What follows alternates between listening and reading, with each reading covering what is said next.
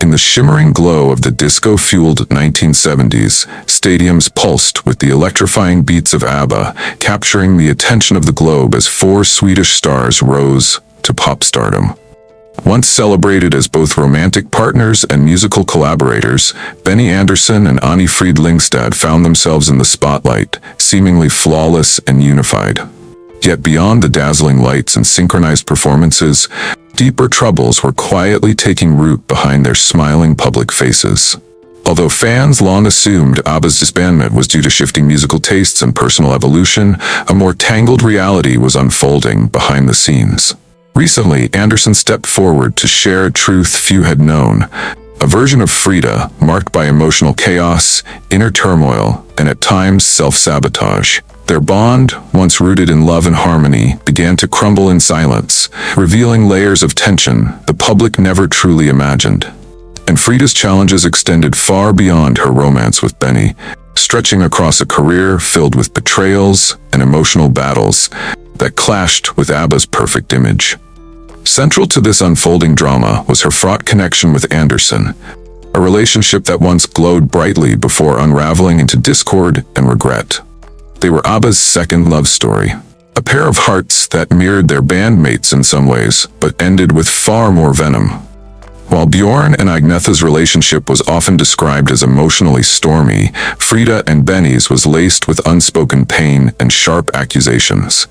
Back when their paths first crossed in the late 1960s, Frida stood as a bold and determined artist chasing her dreams with fierce ambition. Benny, admired for his exceptional musical instincts, instantly recognized Frida's vibrant presence and natural magnetism. Their partnership blossomed into something legendary, a fusion of shared ambition and musical brilliance that captured the world's attention. However, even as their fame soared, subtle cracks began to split the foundation of their bond. Benny's meticulous, calculated style often collided with Frida's intense emotions and free-spirited approach to music. Her expressive passion clashed with his demand for order, turning creative collaboration into emotional tension.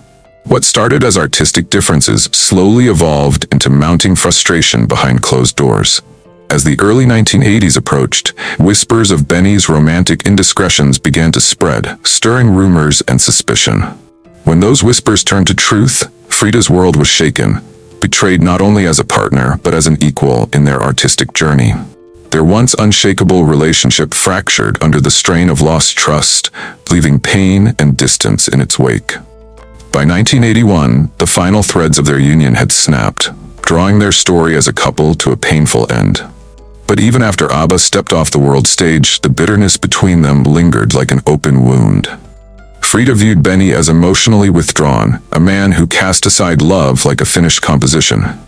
Meanwhile, Benny struggled to understand Frida's ever-shifting emotions, often finding her unpredictable and intense. People often whispered about her temper, sharp and unyielding, and her unwillingness to simply let things go. You've no doubt heard the murmurs. Two radiant stars, one legendary band, and a rivalry that felt almost destined. Speculation ran rampant among fans and gossip columns alike, painting Frida and Agnetha as bitter enemies locked in a cold, unspoken battle. From the beginning, both women publicly denied any conflict, calling each other not just colleagues, but soul sisters in harmony. But beneath the surface, the picture was far more tangled than the carefully crafted image they shared. Frida brought intensity to the stage. Her dark aura, smoky voice, and magnetic presence often drew eyes. But she quietly felt eclipsed by Agnetha's angelic charm and unforgettable voice. Though Agnetha wore the crown as ABBA's golden voice, Frida often found herself portrayed as the backup, the second name in the spotlight. Inside the recording booths, during tours, and even during press appearances, friction began to build steadily. Decisions like who would sing the lead or whose face would dominate the album cover slowly drove a wedge between them. Though they smiled for the cameras, that invisible crack deepened over time, never truly healing. By the time ABBA came to its end, the warmth between Frida and Agnetha had grown cold. The public believed their parting was civil, but those close to the group knew the wounds ran deeper. Despite the glittering fame and international success, Frida's personal life bore little resemblance to a fairy tale. Beyond the glittering lights and flawless performances stood a woman burdened with pain few people ever understood. Picture a tiny baby, eyes wide with innocence, already carrying the weight of shame she never earned. Born into a society that had no place for her, Frida entered the world already labeled and judged. It was 1945. War-torn Norway was grappling with the aftermath of Nazi rule when she arrived. Her mother, Anni-Frid Lyngstad, had fallen in love with a German soldier named Alfred Hasse, a bond that would cost them everything. Once peace returned, women who had loved German soldiers were deemed traitors and publicly disgraced. Their children, labeled Tyskerbarnas, or German children, suffered even more, viewed as living reminders of a hated past.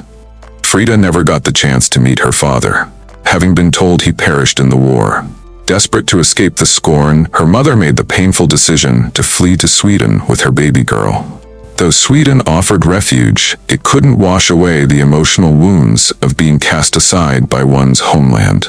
Imagine growing up in a world where your very birth was seen as a national shame. Though she was safe across the border, Frida grew up carrying the weight of being unwanted. She lived with the ache of not knowing her roots, of being a daughter without a father, a woman without a country. Years later, she discovered a heartbreaking truth. Her father had survived and built a life, one that didn't include her. When they finally met, their encounter was stiff and distant. Not the emotional reunion she had once imagined. There was no magical moment, no tearful embrace, just awkward silence and a lifetime of missed chances. Though she had always dreamed of a connection, what she found was a relationship that never truly began. Ever since she was a young girl, that lingering sense of abandonment never truly disappeared. It crept silently into every part of her life, her connections, her songs, and the way she saw herself. There was always a part of her yearning, seeking affection, a sense of permanence, a place to belong. But fulfillment always felt just out of reach. For much of her public life, Frida had worn the mask of ABBA's bold, self-reliant siren, famous for her scarlet locks and captivating voice. Yet beneath that polished exterior, she too wrestled with the complexities and contradictions of loving and being loved. After enduring the sorrow of her breakup with Benny Andersson, she attempted to reinvent herself and find a new path forward. That transformation led her to Prince Heinrich Rousseau-Royce of Plauen, a German noble whom she married in 1992. From the outside looking in, it all appeared like a storybook romance. The iconic pop queen turned royal, residing in a serene Swiss castle, far removed from the frenzy of showbiz. But like many enchanting tales, the magic concealed unsettling realities. Behind the doors of opulence and prestige, their union was far from harmonious. The prince held sway, admired and powerful, but his dominance left little room for freedom. For someone like Frida, who had fought her entire life to speak and live freely, it was a hauntingly familiar struggle in a new disguise.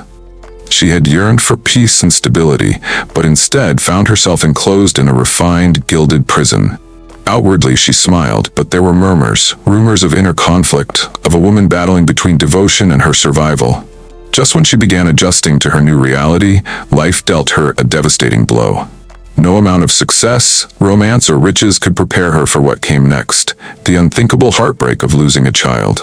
In 1998, her world came to a halt when her beloved daughter, Anni-Frid Lyngstadt, tragically died in a car crash. It shattered her in ways words could not describe. The sorrow engulfed every inch of her being. Anni-Frid Lyngstadt had been her pillar, her strength after her fame had dimmed, after Benny, after it all.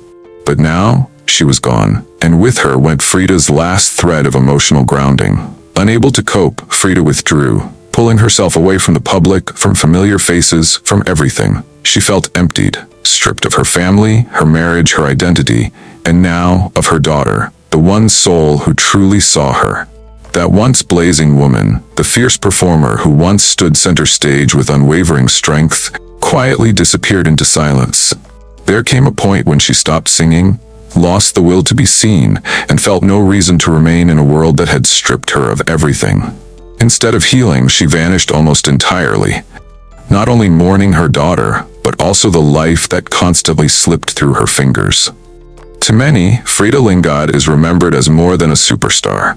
She was a phenomenon who once ruled the pop charts. Yet behind the spotlight, her journey was lined with hardship, suffering, and private battles hidden from public view. From the moment she was born, she faced rejection, clawed her way into the limelight, and paid a heavy price along the way. She was left behind, manipulated, silenced, and shattered, and still she carried on. Even in withdrawal, when her voice stopped echoing through stages, a part of her lingered in the melodies she created. Though the world drained her spirit, the songs she gave to it could never be taken from her. Over the years, Frida's fans cheered for a powerhouse, bold, defiant, and unyielding, who electrified the stage beside ABBA's greatest anthems. However, beneath the makeup and spotlight was a soul quietly wrestling with struggles no one ever fully grasped. Her disagreements with Benny, the strain between her and Agnetha, and the personal demons she carried, all told a deeper story of emotional survival. Now that Benny Andersson has chosen to speak out, the world is forced to revisit Frida's legacy through a new lens. Was she merely caught in an unforgiving tide, or did her intense spirit play a role in the chaos that followed her? Was she overlooked, misjudged, or was her volatility part of the flame that both lit and consumed her world? No matter the answers, what's undeniable is this: ABBA's history has changed forever.